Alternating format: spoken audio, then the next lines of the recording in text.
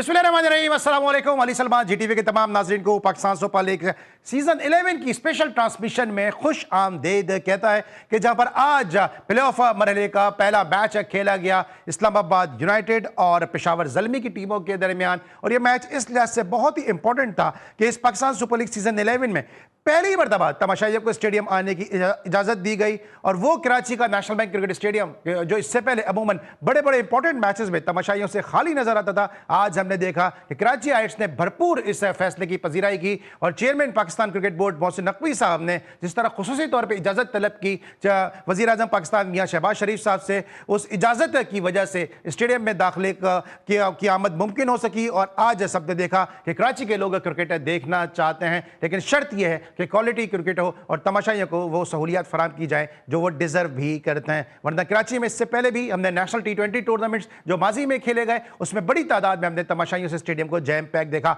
और आज एक मरतबा फिर कराची हाइट्स मुबारकबाद के मुस्तहिक हैं कि उन्होंने ग्राउंड का रुख किया और उस फैसले की लाज रखी जो chairman cricket board Mohsin Naqvi साहब ने अवाम को स्टेडियम लाने के लिए खुसूसी तौर पर किया था। इस मैच में क्या हुआ, सबसे पहले एक नजर डालेंगे इस मैच की समरी पे कि जहां पे इस्लामाबाद यूनाइटेड और पेशावर ज़ल्मी के दरमियान मैच में पेशावर ज़ल्मी ने पहले खुद बैटिंग की और उसके बाद 221 रन स्कोर किए 7 विकेटों के नुकसान पर।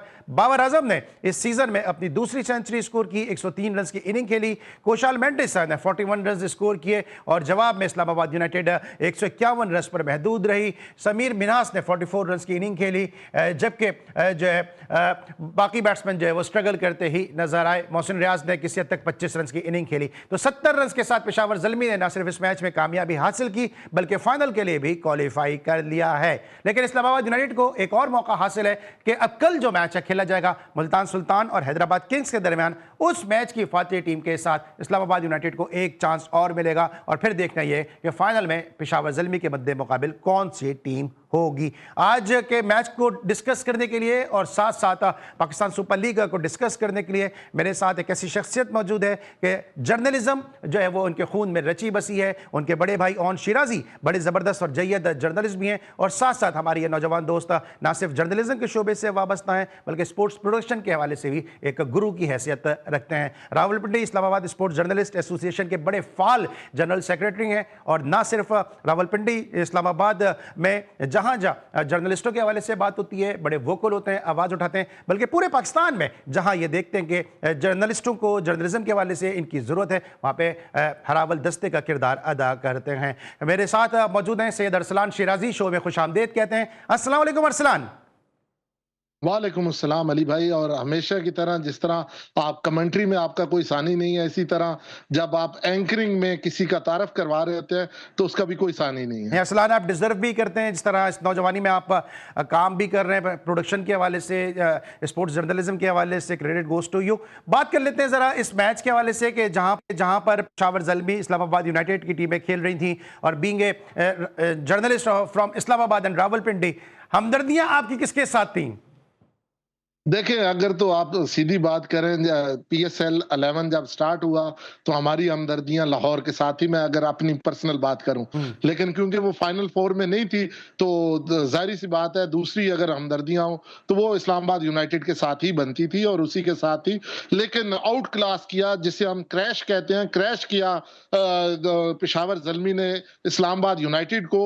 और तीनों शोबों में उन्होंने भरपूर कारकर्दगी दी और मैं कहूंगा कि no doubt one of the best inning by Babar Azam. हम हमेशा उस पर तनकीद करते हैं जब भी वो अच्छा नहीं खेलता, बट आज उसने एक बड़े मैच में बड़ी इनिंग खेली। और मैं ज़ल्मी के लिए ये कहूंगा कि हमेशा हर प्लेयर का या हर टीम का एक बुरा दिन होता है, वो बड़ा दिन बुरा दिन नहीं होना चाहिए। तो वो अच्छा था कि इनका लास्ट मैच जो 10वां मैच था लाहौर कलंदर के खिलाफ, वो इनका बुरा दिन था और वो बुरा दिन निकल गया और आज फिर उन्होंने वही परफॉर्मेंस दी जो वो थ्रू आउट टूर्नामेंट देते आ रहे हैं। ठीक है, क्या फर्क क्या लग रहा है आपको कि ज़ल्मी हमने देखा पॉइंट्स टेबल पे टेबल टॉपर की हैसियत से इस प्ले ऑफ के मरहले में आई और आज जिस तरह उसने आउट क्लास किया 70 रन के बड़े मार्जिन से इस्लामाबाद यूनाइटेड जैसी टीम को, जो बड़ी बैलेंस टीम है, आपको लग क्या रहा है कि पेशावर ज़ल्मी की जो तैयारियां हैं उनमें और दीगर टीमों में फर्क क्या नजर आ रहा है?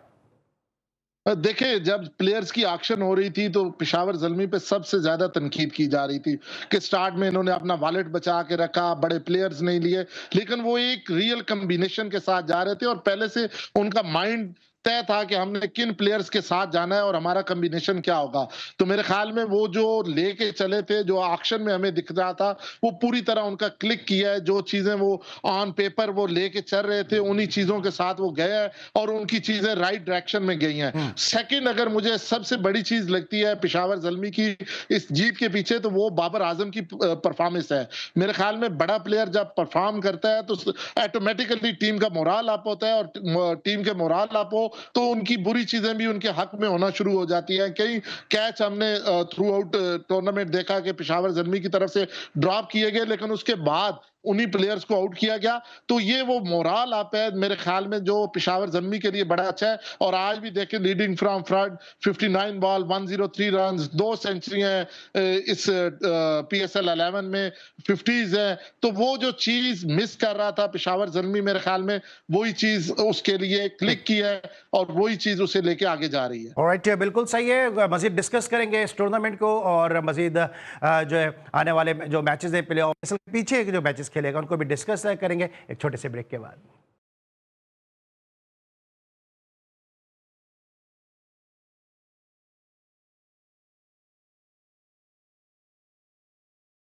Welcome back after the break. और ब्रेक पर जाने से पहले हम डिस्कस करते हैं पेशावर ज़ल्मी इस्लामाबाद यूनाइटेड के दरमियान खेले गए पहले प्ले ऑफ के मैच को, कि जहां पे 70 रन से पेशावर ज़ल्मी ने कामयाबी हासिल की और प्ले ऑफ में शिकस्त का दाग जो था वो इस्लामाबाद यूनाइटेड के माथे पे लग गया। लेकिन अभी भी चांस है कि इस दाग को धो सकते हैं, लेकिन कुछ ऐसे गहरे दाग होते हैं कि वो लगते जरूर है लेकिन उनकी फिक्र बिल्कुल भी नहीं होती, क्योंकि उन गहरे दागों के लिए जो है वो सर्फ एक्सेल है ना।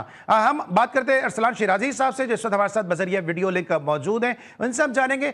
आप बात करते हैं बाबर आजम के हवाले से। बाबर आजम ने इस पूरे सीजन में जिस अंदाज से खेला है, कुशाल मेंडिस और बाबर आजम ने जिस तरह से रन स्कोर किए हैं, और आज मैं एक रिसर्च देख रहा था कि 27-28% रन इन दोनों ने मिलकर जो है वो पेशावर ज़ल्मी के लिए इस सीजन में स्कोर किए हैं। क्या लगता है कि बाबर आजम ने अपने गेयर्स को चेंज कर लिया है, या आप ये समझते हैं कि इस किस्म की लीग्स में बाबर आजम हमेशा परफॉर्म करते रहते हैं, या उसी का तसलसल है? नहीं, मेरा नहीं ख्याल अली सलमान भाई, आप इन पे ज्यादा नजर रखते हैं कि पीएसएल में हमेशा इसने इस तरह का परफॉर्म किया हो। अगर कराची में ये थे तो आपको याद होगा कि वहां पे इनकी परफॉर्मेंस बहुत बुरी थी, इसीलिए ये फिर ज़ल्मी की तरफ आए और ज़ल्मी पिछले फाइनल 4 में नहीं था जितना मुझे याद है। तो मेरे ख्याल में अब वो जो एक बैड पैच था वो गुजर गया है इसका बाबर आजम का, और अब वो अपनी उस परफॉर्मेंस को दोहरा रहे हैं और ये परफॉर्मेंस हमें आगे इनके इंटरनेशनल क्रिकेट में भी नजर आएगी। जिस तरह बड़े प्लेयर्स का होता है कि उनका एक बैड पैच आता है, इनका बैड पैच थोड़ा लंबा था लेकिन मेरे ख्याल में अब वो गुजर गया है, तो वो परफॉर्मेंस अब हमें दिखाई देगी इंटरनेशनल टूर्स पे भी। तो फिर आप समझते हैं कि जो हफीज का स्टेटमेंट था कि फिर गेम सजेगा फिर सीटी बजेगी, तो ये गेम सजा भी है, सीटी बजी भी है, लेकिन बाबर आजम जो है वो जेन्युइन और रियल हीरो बन के सामने आएंगे इंटरनेशनल अरीना पे भी ऐसे ही परफॉर्मेंस की उम्मीद की जा सकती है? देखिए, जो बड़े प्लेयर्स होते हैं और जिन्हें हम ग्रेट्स बाद में कहते हैं, वो तो यही होता है कि उनका एक बैड पैच आता है। जैसे विराट कोहली की बात की जाए या बाकी ग्रेट्स की, तो उन पे एक बैड पैच आता है और उसके बाद जब वो इस तरह की परफॉर्मेंसेस देते हैं, और आप देखें कोई एक परफॉर्मेंस नहीं है, कंटिन्यूसली 11 मैच है जिनमें एक मैच नहीं हो सका, बारिश की नजर हुआ, 10 मैचेस में इनकी परफॉर्मेंस है और अच्छी परफॉर्मेंस है।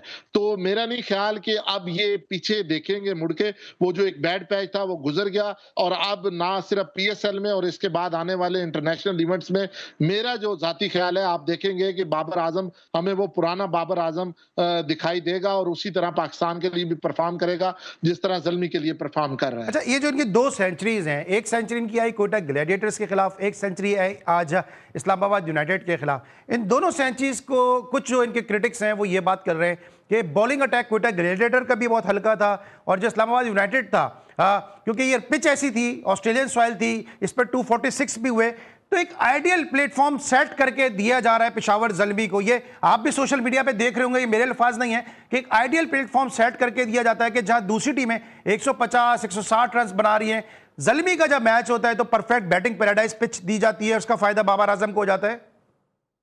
नहीं, इसमें मैं एक बात ज़रूर कहूँगा, आप स्टैट्स मेरे से अच्छे जानते हैं, लेकिन बाबर आज़म की टोटल 4 सेंचुरियाँ हैं ओवरऑल पीएसएल के 11 सीज़न में। 2 क्वेटा ग्लैडिएटर के खिलाफ है, 2 इस्लामाबाद यूनाइटेड के खिलाफ है। दोनों टीमों के खिलाफ 2-2 हैं। इससे पहले 1-1 की हुई थी और 1-1 इस पीएसएल 11 में की है।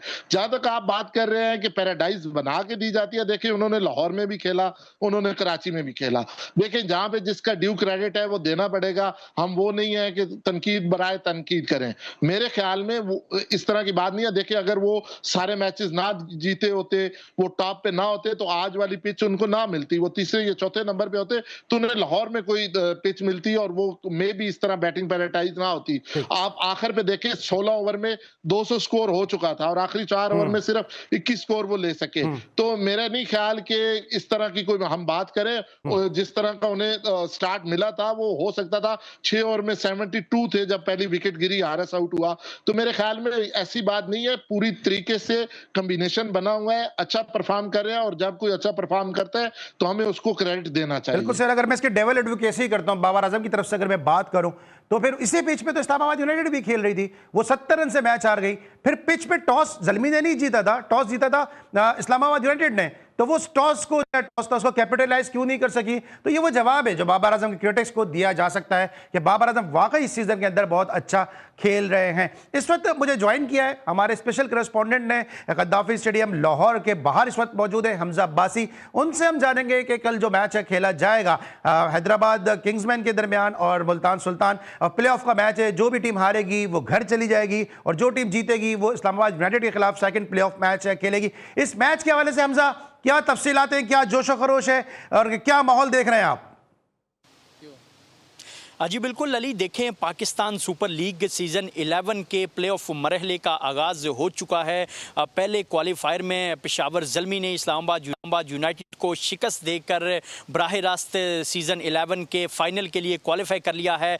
कल से लाहौर के कज़ाफ़ी स्टेडियम में मैचेस का आगाज़ होने जा रहा है। फ़ाइनल समेत 2 प्लेऑफ के मैचेस की मेज़बानी जो है वो लाहौर के कज़ाफ़ी स्टेडियम के पास है। लेकिन सबसे अहम चीज़ क्राउड को अलाउ कर दिया गया है। फैंस जो हैं वो प्ले ऑफ 2 और प्ले ऑफ 3 में और फिर फाइनल में जो है वो कज़ाफ़ी स्टेडियम में आपको फैंस नज़र आएंगे। और अगर टिकट्स की बात करें तो फाइनल की ऑनलाइन टिकट्स की सेल शुरू की गई थी जो कि चंद ही घंटों में सोल्ड आउट हो गई। और अब कल का जो मैच है, दूसरा क्वालिफायर है जो कि हैदराबाद किंग्समैन और मुल्तान सुल्तान की टीमों के दरमियान कज़ाफ़ी स्टेडियम में खेला जाएगा। इसकी भी 80% टिकट्स जो हैं वो सेल हो चुकी हैं। फैंस में काफ़ी एक्साइटेड है, काफ़ी एक्साइटमेंट है क्योंकि पूरा टूर्नामेंट फैंस ने काफ़ी मिस किया। घर बैठकर देखा, अपनी टीम्स को टीवी पर बैठकर सपोर्ट करते रहे और प्लेयर्स ने भी काफ़ी फैंस को मिस किया। लेकिन ओवरऑल अगर बात करें तो बड़ा खुशाइंद इक़दाम है फैंस के लिए भी, क्रिकेट लवर्स के लिए भी। और अब जो 2 प्लेऑफ के मैचेस हैं और जो फाइनल है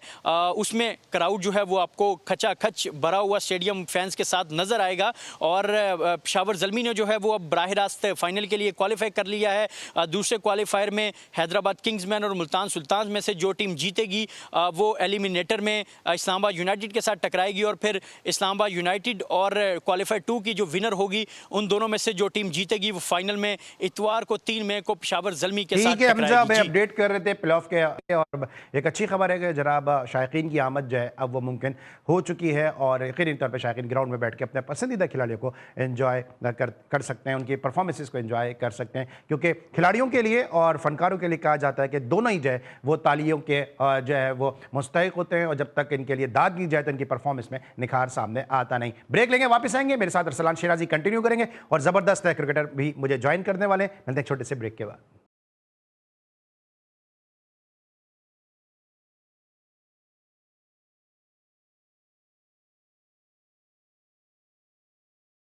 welcome back after the break. और ब्रेक पर जाने से पहले अरसलान शिराजी साहब हमारे साथ बजट ये वीडियो लिंक मौजूद थे। अरसलान हमें कंटिन्यू करेंगे और सतह में ज्वाइन किया पाकिस्तान अंडर 19 के फॉर्मर कैप्टन, पाकिस्तान के डोमेस्टिक क्रिकेट का एक ऐसा नाम कि जिनको अगर खेलने के मौके मिलते तो इंटरनेशनल एरिना पे भी वो पाकिस्तान को बहुत ज़्यादा सर्व कर सकते थे। क्योंकि जिसने उनको बैटिंग करते हुए देखा है सब जानते हैं कि उनमें कितना पोटेंशियल था। अजीम घुम्मन ने हमें ज्वाइन किया, हमें शो में खुश आमदेद कहते हैं। अस्सलाम वालेकुम अजीम। वालेकुम अस्सलाम अली भाई, और अरसलान भाई को भी बहुत बहुत सलाम। वालेकुम सलाम। हम सबकी जानिब से आपके आने से पहले अरसलान और हम डिस्कस कर रहे थे इस पाकिस्तान सुपर लीग में बाबर आजम की परफॉर्मेंस के हवाले से। बाबर आजम आपकी कैप्टनसी में भी खेले हैं, आपके खिलाफ भी खेले हैं। बाबर आजम इस मरतबा एक बड़े नए रूप में नजर आ रहे हैं और बैक टू उन्होंने जिस तरह से 2 सेंचुरी इस सीजन में स्कोर किए हैं, अब लोग ये बात कर रहे हैं कि इनको कप्तान बना देना चाहिए T20 का। आपको लगता है कि पीएसएल की इस परफॉर्मेंस को देखते हुए बाबर आजम को T20 के कप्तान बनाने की बातें सही हैं? अली भाई, सबसे पहले तो आपने कहा कि नए रूप में, मुझे लगता है ये वही रूप है जिस रूप में हम जानते थे बाबर आजम को। और मुझे तो खैर, टू बी वेरी ऑनेस्ट, मैंने कभी भी, शायद आपको याद हो आपके शो में मेरे शो में भी आपने मैंने कहा। तब भी बोली थी बात कि ये एटलीस्ट जब भी ओपनर करता है तो ये रन जरूर करता है। ये स्ट्राइक रेट का जरूर आता है सवाल, और मेरे ख्याल वो भी काफी चेंज दिखा हमें इस पीएसएल में। और जहां तक दूसरी बात रही आपका कप्तानी की, मतलब ये तो देखें बाबर का डिसीजन है और बाबर ही इसको बेहतर समझता है, बट मुझे लगता है कि इस तरह से बार बार कप्तान चेंज होना हमारी क्रिकेट के लिए भी ठीक नहीं है। राइट। और खैर ये तो फैसला तो बड़ों का, और ये बाबर ने करना और बड़ों ने करना है। अगर ऐसी लेकिन कोई अजीम, चीज क्योंकि है तो। आप नेचुरल एक कैप्टन है, क्योंकि मैंने आपकी जितनी भी जी। क्रिकेट कवर की है, मोस्टली मैंने आपको कैप्टनसी करते देखा है। इसलिए मैं आपसे जी, सवाल जी, कर रहा हूं कि आपको लगता है कि अब बाबर आजम जिस तरह यहां खेल रहे हैं कि उनको दोबारा कप्तान लाएं तो पाकिस्तानी क्रिकेट आगे जाएगी या पीछे जाएगी? T20 की मैं बात कर रहा हूं। मैं बाबर के एंगल से सवाल का इसका जवाब देना चाहूंगा और देता हूँ। मुझे लगता है कि बाबर आजम को उस टाइम पे अब क्योंकि 2-3 बार वो कर चुके हैं, आपको पता है यहाँ पे समय बदलते हुए थोड़ी ही देर लगती है। 2 महीने पहले कोई कुछ कहेगा, 2 महीने बाद कोई कुछ कहेगा, 2 महीने पहले कोई कहेगा कि जी टीम से निकाल दो, 2 महीने बाद कोई कुछ कहेगा ये कर दो। तो मुझे लगता है कि अब इस चीज का उसको तजुर्बा हो गया होगा, होना भी चाहिए। और मुझे लगता नहीं है कि अब वो कप्तानी की तरफ आएंगे। आ भी सकते हैं बट मुझे लगता नहीं है, I don't think so. Arsalan, आपको क्या लगता है कि क्या बाबर आजम को सिर्फ अपनी बैटिंग पे तवज्जो देनी चाहिए, या आप अजीम की इस बात को एग्री करेंगे कि जो है वो कप्तानियों को अभी उनको सोचना नहीं चाहिए और जैसा चल रहा मामला चलते रहे? बड़े अरसे बाद ना मुझे कोई अजीम भाई की शक्ल में ना खूबसूरत बात करते हुए दिखाई दिया है। वेल विशर है और मुझे भी यही लगता है कि वो एक दफा जब उन्हें कैप्टनसी से हटाया अरसलान गया अरसलान और आपकी उन्हें अरसलान आपकी आवाज हम तक पहुंच नहीं पा रही। मेरी प्रोडक्शन टीम जरा कोशिश करेगी कि दोबारा से जो है वो आपसे राब्ता कर ले कि आपकी आवाज हम तक पहुंच सके। अरसलान, आप मुझे सुन सकते हैं? अली भाई मैं आपकी आवाज़ अरसलान हम तक दुरुस्त तरीके से पहुंच नहीं पा रही है। आपका जो मतम नज़र है वो हम तक पहुंच नहीं पा रहा है। कोशिश करिए हमारी प्रोडक्शन टीम का आपको दोबारा से कांटेक्ट करें। अजीम, आज जिस तरह पेशावर ज़ल्मी ने 70 रन से कामयाबी हासिल की, बीइंग ए कैप्टन आप क्या समझते हैं कि इस्लामाबाद यूनाइटेड ने क्या गलतियां की कि वो उस टारगेट को, एक तो 200 प्लस रन हो गए, फिर वो चेज भी नहीं कर सके? जी अली भाई, मुझे सबसे पहले तो लगता है अगर आप इकोनॉमी देख लें Islamabad, I think it was काफी, टॉस का इतना रोल नहीं है क्योंकि Islamabad likes to chase and Peshawar likes to bat first. और चेज खैर यूं भी किया होगा क्योंकि कराची में हमने जो अमूमन तौर पे देखा है सेकंड हाफ में जो भी मैचेस होते हैं, चेज के लिए रीजनेबली थोड़ी बेटर हो जाती है कंडीशन, आप कह लें थोड़ा सा। तो उस हिसाब से उन्होंने वो चीज की, बट आई थिंक सो कि उन्होंने रन को 30 रन मेरे हिसाब से कम भी 20 से 30 रन ज्यादा करवा दिए। अब आप उसकी साफ मिसाल है, आप इकोनॉमी देख लें, किसी एक बॉलर की भी इकोनॉमी किसी एक आधे की अंडर 10 हो तो हो, नहीं तो सबकी 10, 11, 12। तो सबसे पहले तो इस्लामाबाद यूनाइटेड का वो जो ऑलराउंडर वाला एक फिनोमेना है वो थोड़ा सा फेल होते दिखा आज के मैच में, क्योंकि वो ऑलराउंडर्स बॉलिंग में चिप इन नहीं कर सके जो मोस्टली ऑलराउंडर्स उनके हैं। दूसरी बात, जब बैटिंग चल रही थी तो 8वें ओवर तक तो सब ठीक चल रहा था, 8 ओवर में भी 80 था और गालिबन एक आधा ही आउट था जब समीर, मिनाज और मोहसिन खेल रहे थे। प्रॉब्लम मैं हमेशा समझता हूँ कि विकेट गिरने से नहीं होती, विकेट पे विकेट गिरने से होती है। आप देखें कि उसके बाद अगले 3 से 4 ओवर में 4 आउट हो गए इस्लामाबाद यूनाइटेड के, और उसके बाद तो संभल ही नहीं पाए ना, क्योंकि वो 10 का इकोनॉमी था, 10-11 का, उसको समवे और दिया अदर कवर करते चले जा रहे थे।